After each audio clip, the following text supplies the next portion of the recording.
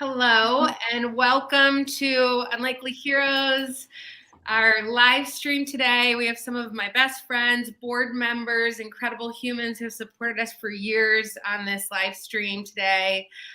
Today is National Human Trafficking Awareness Day, and I feel like that's really important for us to highlight in the midst of everything going on in the world right now, that there are more than 27 million people trapped in slavery who have no voice. And we have the opportunity right now to give them a voice and to take some time and to even talk about what is a difficult issue.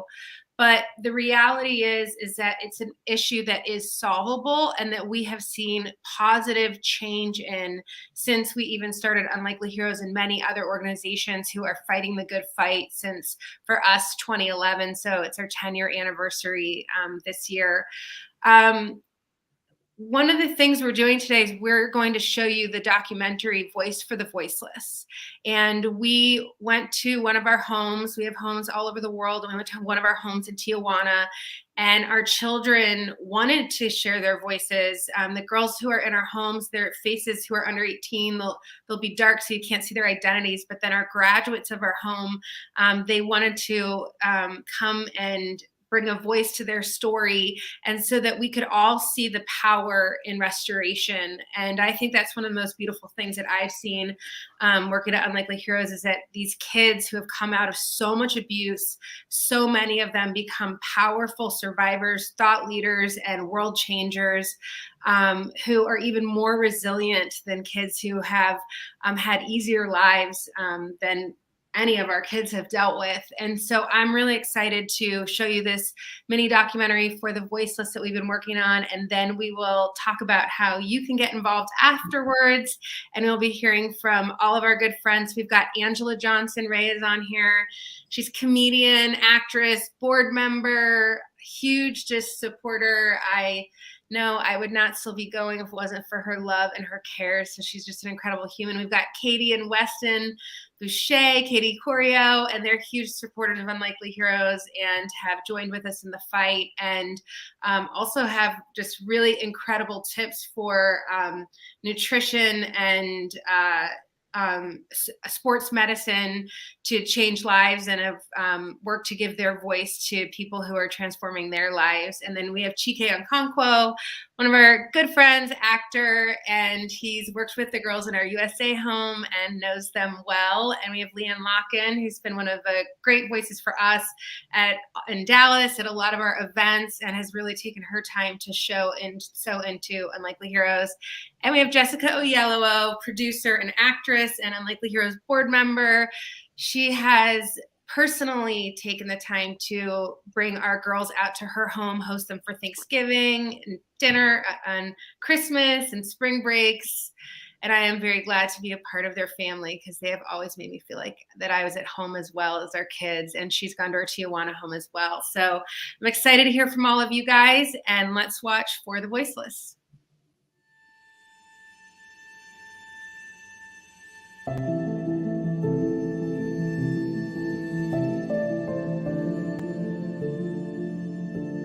Desde los 5 años viví abuso sexual y físico. Habían personas que pagaban dinero por tomar fotografías de mí y de mis hermanos, y pasé cosas que no debería de pasar. Yo me sentía incómoda y que me sentía sin valor. These kids have been groomed and even born to be trafficked at 1-2 years old. The reality is, when someone is trapped in human trafficking, they have no voice. Todos éramos muy pequeños cuando empezaron todas las situaciones incómodas que habíamos pasado. In the US, we never think that it could be my child, but it actually can. You would never want your kid to experience that ever. When you know that there's a little girl out there who is 3-4 years old and being trafficked, it's heart-wrenching. Mi vida antes fue muy difícil. Un trauma es difícil. Te cambia. es una lucha muy dura. These were kids who were being forced and exploited and manipulated so that someone else could benefit off of their innocence. We had a little girl that came into one of our homes, and she was severely trafficked. She was beaten and she was raped. Their parents knew about it, and they were selling their bodies, selling photos of these girls, and all for they can make a living.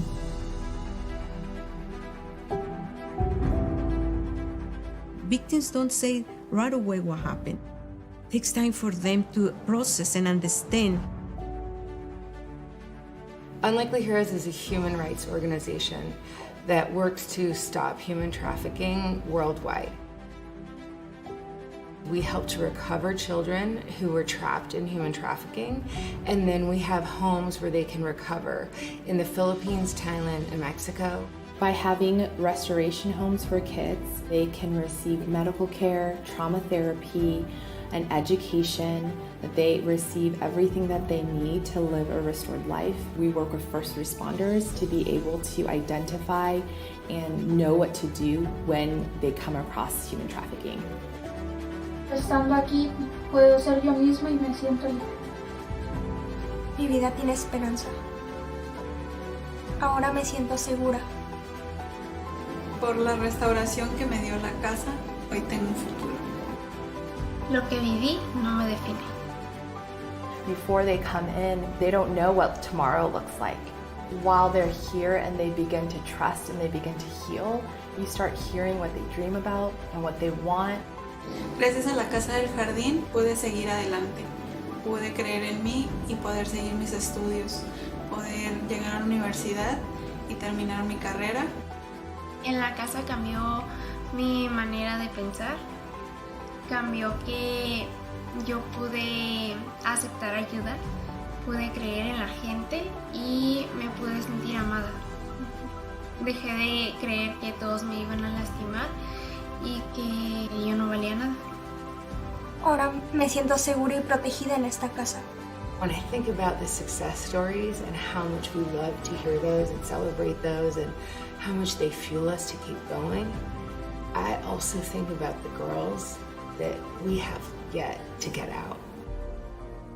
Human trafficking is an injustice that we just can't sit on the sidelines and watch it happen and think that's not for me to get involved in. I just cannot reconcile that there are human beings being sold right now and that we're not more enraged about this issue. We are standing in a critical moment of history.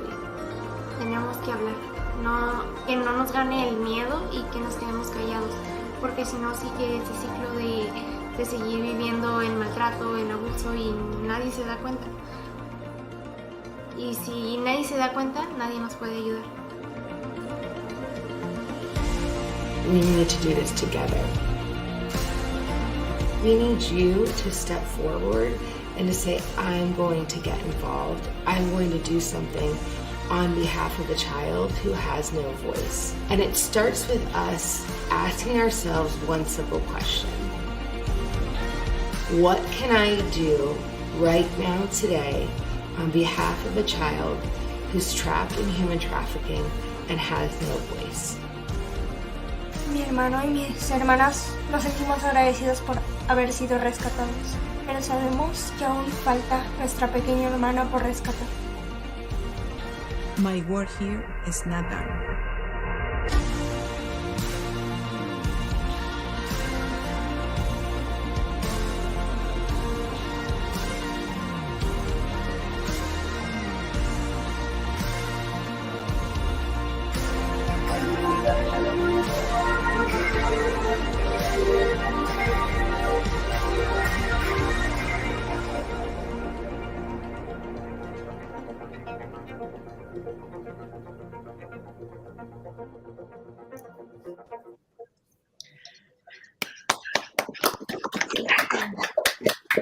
So we just had a couple friends join us. Cassidy Pope has been to so many of our Unlikely Heroes events, and Cassidy has just been so incredible. Whenever I call her, she just says, whatever I can do, Erica, I'm going to say yes. So thank you for joining us today, Cassidy. And then we have Brian Head Welch with us, who's in Corn. And Brian, I know this has been a topic that's been so special to your heart and close to your heart, and that you have spent so much time dedicating to giving a voice to the voiceless. So Angela, I would love to hear your thoughts on the video and everything you're thinking. First of all, well done. That was beautiful and touching, and man, you can really just feel the girls' story and their hope. And there was a couple things that the girls said that really stuck out to me. And one of them, she was saying, if we don't use our voice, the trauma will continue and no one will realize it.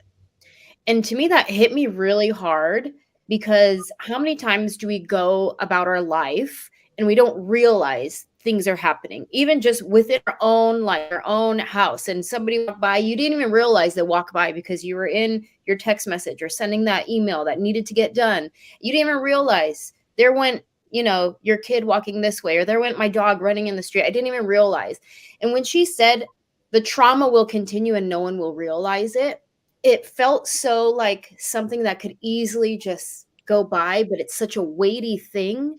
It's their lives, it's their hope, it's rescuing and recovering women and children from sex slavery, and people are just going about their lives and they don't even realize it, that we're in this trauma. Like if something doesn't get done, they won't even realize it. For some reason, that really hit me.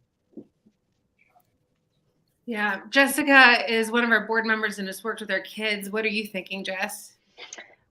Well, I'm thinking a million thoughts. I'm thinking of all the things we can do. I'm thinking of all the ways we can become more aware, like Angela's saying. It's not that we're not meaning to be unaware. We're not meaning to ignore drastic and difficult and traumatic situations in other people's lives. But we can get so caught up in our own dramas that we forget that our dramas are relatively easy to overcome in comparison to a lot of what these kids have overcome. And I love these kids. Like, I love them so much. I've met most of the kids that are in that video, and they are genuinely extraordinary human beings who have overcome so much to get to the point where they can dream and not just survive. And if they can overcome the things that they've overcome, then I can overcome anything that comes my way. And as long as I'm continuing to overcome the things I need to, then I'm available to help and to be there and to support others who have much bigger traumas and difficulties to deal with in their lives. It's unimaginable to me what they've been through, and yet they're there hoping and dreaming. And one girl said, my thoughts, my mind has changed, the way I think has changed. And that's the biggest battle of overcoming trauma, is the way you think about yourself, about the world around you. And the program that we have, that Alma is like the genius running the day-to-day of that down there in Tijuana. It's like, it's so deep what is happening in these kids' lives. It's so life-changing and extraordinary. It's so holistic because it covers every aspect of their lives, that I genuinely become so passionate and happy that I have an opportunity to help and to be part of supporting what's going on. It's such a gift to me to be able to be part of this. It enriches my life so deeply. And I could preach for years about how extraordinary these kids are, the program is, Alma is, and how amazing it is to be a part of it personally. How giving to this, how being part of it with you, Erica, is one of the biggest privileges of my life. Like, why wouldn't I want to help with this? They inspire me so much. I want to watch the documentary every day. I want to meet them every day. I want to be part of their lives every day and remember what a privilege it is to meet such extraordinary overcomers as these girls. You know, I'm thinking, Jessica, as you're talking, there was this one day at our USA home, and it was just dinner, just normal, like probably Taco Tuesday. We did that every week with the girls. And we had these napkins that probably got donated, and they had like questions, like conversation starters on them. And so everybody had one of the napkins at their seat. And one of them said, one of the girls got the napkin that said, what's one dream for your life? And she said, I just want to be a normal kid. Right. And there was just this moment that it was like the air kind of went out of the room. And it was this reality of they're fighting to get just back to normal life. But then when we get to see them dream again, and we have graduates from our USA home now that are at some of the top universities in the United States studying pre-med. One of them's got in her junior year a 4.0 pre-med. She's going to be a doctor. Like, I never thought I could be a doctor when I was that age. And so to see kids come out of so much trauma and then thrive and then use their voices. That's our name, Unlikely Heroes, is that if the kids want to use their voices to stop human trafficking, that they would be given all of the restoration services that they need so that they can be those future world changers and voices. Brian, I'd love to hear from you about some of your thoughts watching the video. And I know you're so passionate about this subject. Yeah, it was, man, just seeing the girls, you know, talk about everything. It's just, I love that they're not letting other people's actions define their future. And the huge strength that it takes, God-given strength, you know, for them. And I hope that they know that their words are speaking to other children's lives that will see this, because thousands and thousands of people will see this video, you know, over the years. It's going to be online, and hopefully it just grows. And their story, sharing their stories, is so heroic that they are going to speak into the lives of the other young people, that they can get through the horrible circumstances, and that's not going to define who they are, because, you know, they can overcome it. And I love what Jessica said. It's just, this life for all of us is, you know, take it or leave it. It's about overcoming things in this life, you know, and we all have something we have to overcome. These girls have been given a huge portion to overcome a lot, but it's very doable, and you could see it in their faces. And I just, the sky's the limit where they can go. I just love how they dream. And man, we have to face this situation, this industry, because it's not going away, and we can't like close our eyes and you know, put our heads in the sand. It's not going away. Everybody has to step up and do their part. And yeah, thank you for what you guys do, and I'm honored to be here. Thank you, Brian. Hey, Chike, I know you've spent a lot of time hanging out with our girls and pouring into them. What are you thinking about? The first thing that comes to my mind is how grateful I am to you, Erica, to Jessica, for introducing me to Unlikely Heroes, and for the work that you guys have done. Because I think from the outside, it can be very, very overwhelming for people to really understand how they can help and how they can support. And it seems like such an intractable problem. It's so huge. Something that I've learned in the work that I've done with young people over the years is that it matters to work with one person at a time, to reach out to one person, to touch one person's life. And I felt very, very honored, as Jess has said, to spend time around the young people who Unlikely Heroes have supported, because one meal at a time, one conversation at a time, one congratulations on graduating at a time, being able to pour back into the lives of young people who've overcome such trauma is a small but very pivotal part of helping to heal that trauma in people. And so I feel very, very honored that you guys have felt the calling to do what you've done, and that you've given people like me an opportunity to support young people and to support these young people's journeys, because otherwise it can be very, very overwhelming and sort of demoralizing to feel like, oh, there's all these problems in the world and I can't help. We can help. It helps to support organizations like yours and to donate and to support your work. But it also helps to just reach out and to be a sort of a loving light in the lives of these young people. I'll tell a very quick story. It's because of your work that I went to the Philippines in 2018 and worked for a month at a school for young people who'd been rescued from sexual slavery and from trafficking. And it was such an interesting month from the aspect of knowing that these young people had been so abused and used by men in the majority, and to see how they're coming together in this space of healing, not only help them to heal themselves, but also help them to heal each other. And by the end of my month there, even though it had been strangers and men and people who had come in and hurt them in so many ways, the love that they showed to me by the end of that time there, it changed my life forever. It really did. A young girl gave me a bracelet that I still have. It says "I love you" because she didn't have the right letters to spell "I love you," but it was really just creative and wonderful. And I remember that moment because I went on a journey with these young people, and being around them every day helped them to trust me and to accept the love that I was offering.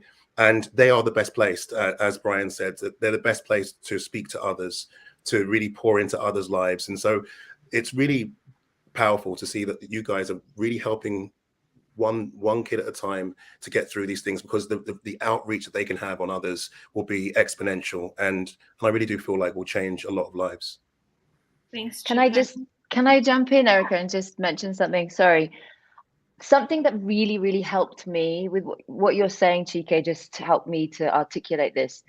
I used to just be really angry about this issue. And then I was completely ineffective because I was angry. And I'm a mom. I've got 4 children. As a mother, you immediately go to, if someone ever did this to my child, it's too hard. I can't imagine it. I don't want to go there. I don't want to have to think about what has been done to these children to help them then recover from it, because you're so terrified and angry at the prospect of someone treating a child that way.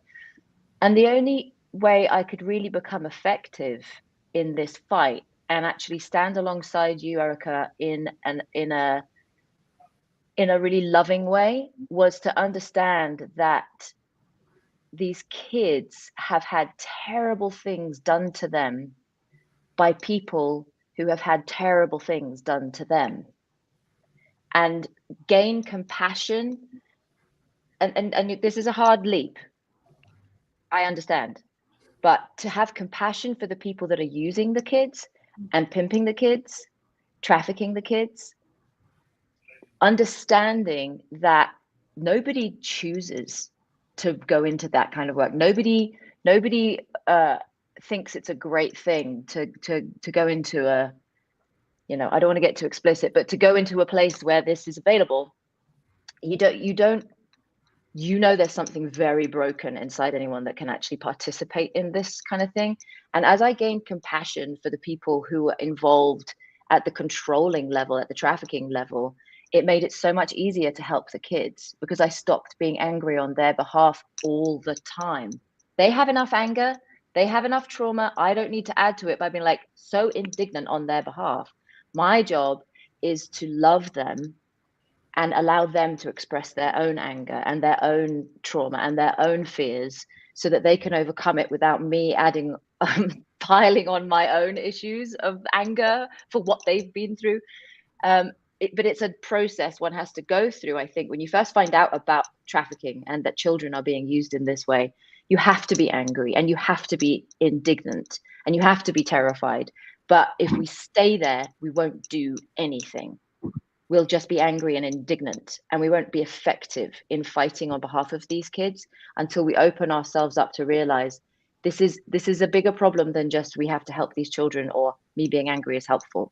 That's so much bigger. The solutions for the global issue here are so much bigger than one child at a time, but we only get to understand the big issue and the big solutions by understanding one child at a time. And you can't understand one child at a time if you're indignant and angry. So powerful, Jess. So good. Yeah. Cassidy, you've journeyed with us for a lot of years. What's going on? Wow. I have to follow Jessica. Go, baby, you got it. That is so brilliant. Seeing every side to any tragedy like this is so important, and I've definitely been in the angry phase with this movement as well, and have found definitely just kind of focusing on the girls and the goal at hand is way more productive.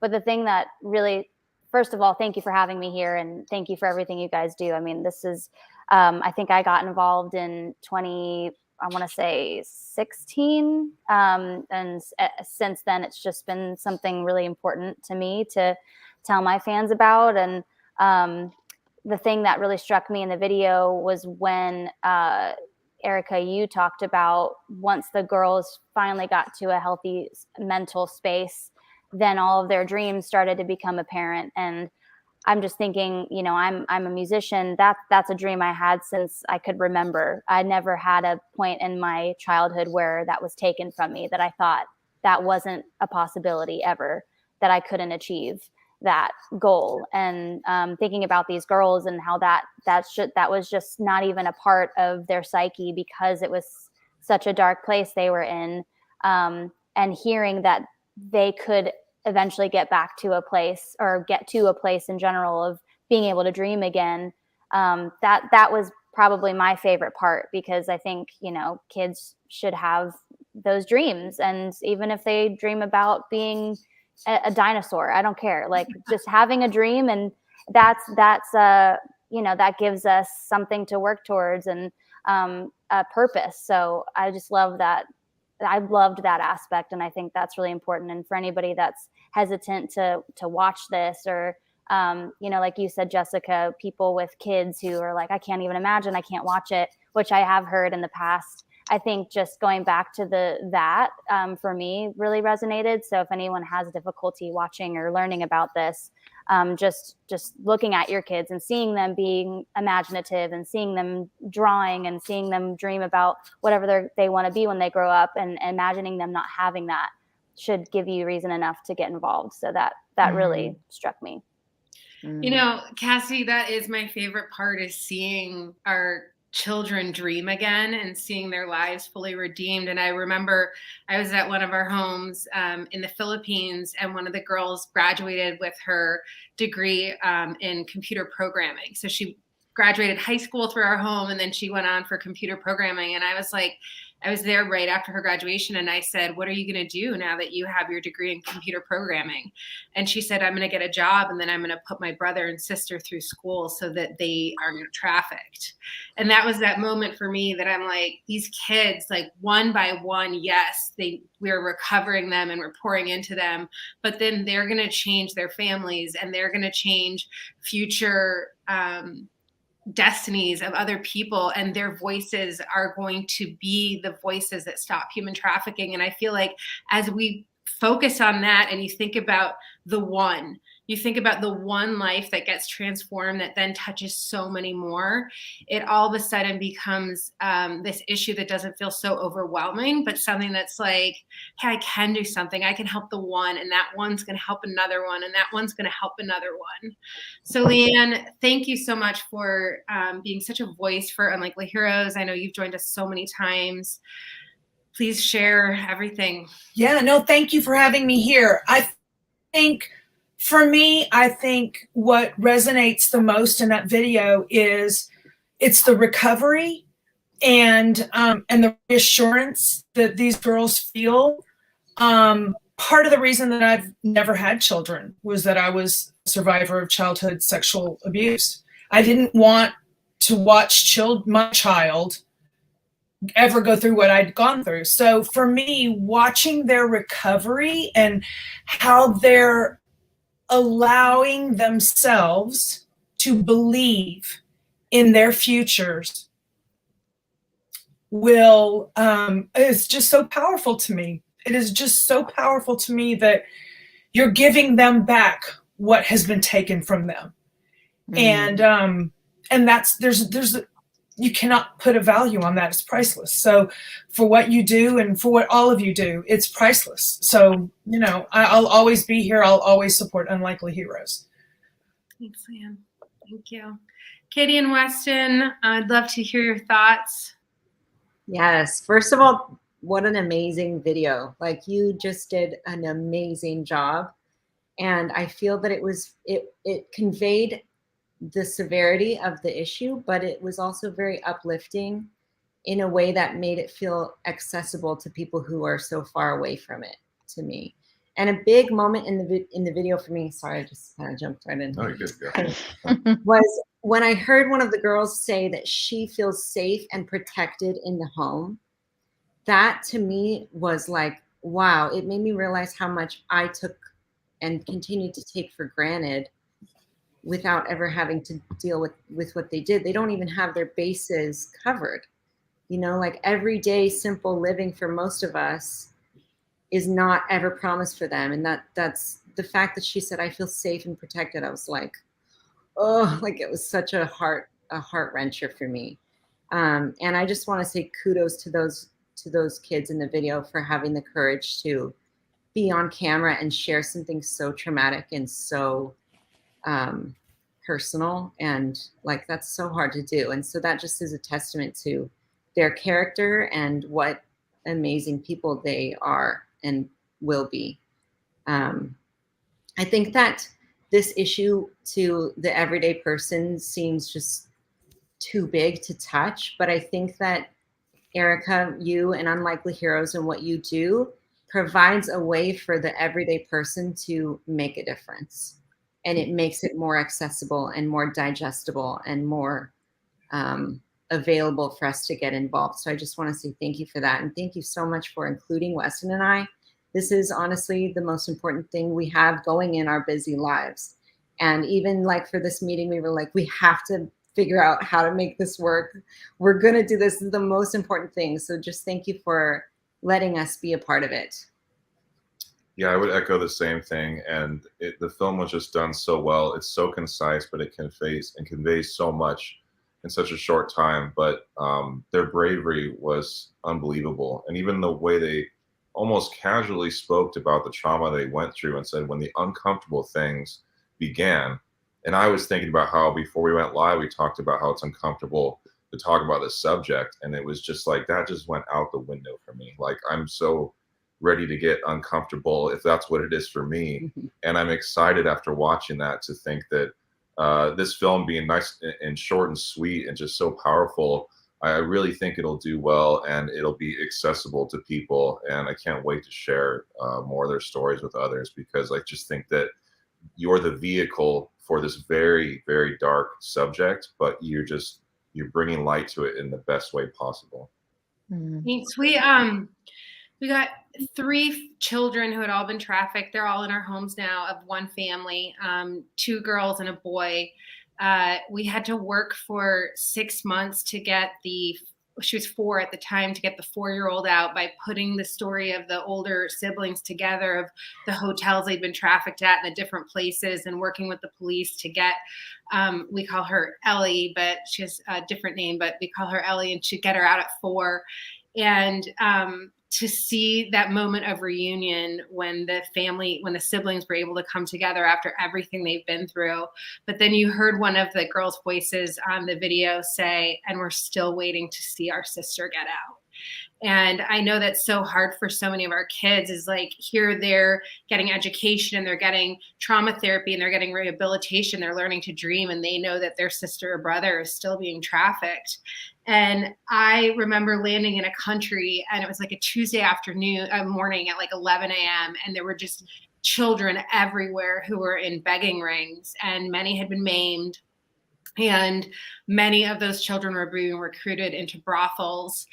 And it's this feeling of, these are not just numbers, these are children. And when I've gone into brothels, I've been all over the world into brothels, and I've seen children. It's 4 o'clock in the morning. I'm in Manila in a brothel, and there's 30 or 40 young girls who are up at that hour, and they just have numbers on their name tags. And, buyers were allowed to come in and just say, I want number 24. And when I think it's so important when you put a face to this and you say, this is not number 24, this is not 27 million people, this is actually a child who is now pre-med at a university, who's now studying nursing, who's now a computer programmer, who is dreaming again about their future.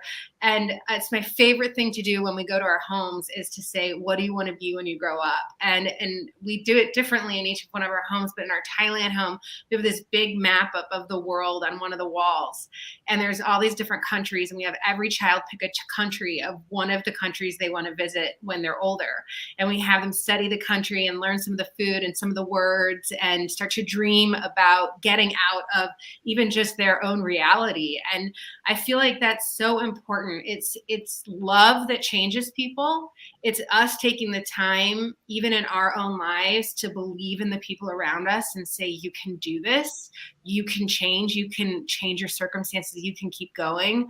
But then even more than that, the opportunity for us to reach out to people who have no voice, who cannot rescue themselves, and to say, I'm going to lend a hand, whatever that looks like, whatever way I can do it, use my voice, use my time, donate, give, whatever it looks like. Because in reality, someone who's trapped in sex trafficking cannot rescue themselves. And I think that's what we're all echoing here. Do you guys have any more thoughts? I'd love to. I know we've had a lot, kind of like a heavy conversation, but what else are you thinking? Feel free to jump in. I think it was the way you produced it. It was elegant. It said what it needed to say without going over the line. And I think that's really what people need to see. Thanks. I'd just like to echo something that Chike was kind of talking about. In even obviously donating is the easiest way to just get involved right now in the moment, and that's always appreciated. But even if you can't financially do that, just having a conversation with someone in your circle and encouraging them to do the same has a massive ripple effect. Or just sharing this video, or just talking about it to your friends has a huge impact, and that's free. So if this pulls on your heartstrings, if you want to help and you just don't know where to start, or you don't feel like financially you can afford to donate, please just have a conversation. Just start bringing it into your normal, discussions with your circle, and that is going to make massive change. Yeah. Yeah, I just want to sum up everything that's been said by adding to that and saying that the scale of the problem doesn't need to dictate the scale of the solution, and just encourage people, as Katie was just saying, to keep an open heart and to support where they can, because I genuinely feel like putting love into the world, into the atmosphere around this issue has an impact, and I'm grateful to you, Erica, and to Unlikely Heroes for giving me the opportunity to do that. Yeah. Brian, Jess, or Angela, anything you guys have to say to wrap up our call? What Jessica was saying is pretty profound about, even the abusers, like that you have to be at a level of brokenness that, I don't know, there's got to be somewhere where that comes from childhood or whatnot. And I need that to reverberate inside of my soul, what she said, because, it is a huge problem that starts way back and from, things that we don't even see. And I just hope that this subject doesn't stay on one day per year or 1 month per year, and that we always have to revisit this because it's happening all year round. And I just hope that, this will just, put that in everybody's mind that's watching, that, we don't want to forget about it, even though it's uncomfortable. We want to be a part of the solution in some way all year round. So let's do it together. Yeah. Thanks. All right. Thank you guys for joining us for National Human Trafficking Awareness Day, for taking the time to think about this subject. I think that right there is powerful, and that leads to change. And so thank you guys for supporting us, Unlikely Heroes, and for taking this cause on as your own. Thank you for everything you do. Thank you. Thank you guys. Amazing. Bye, everybody. Bye.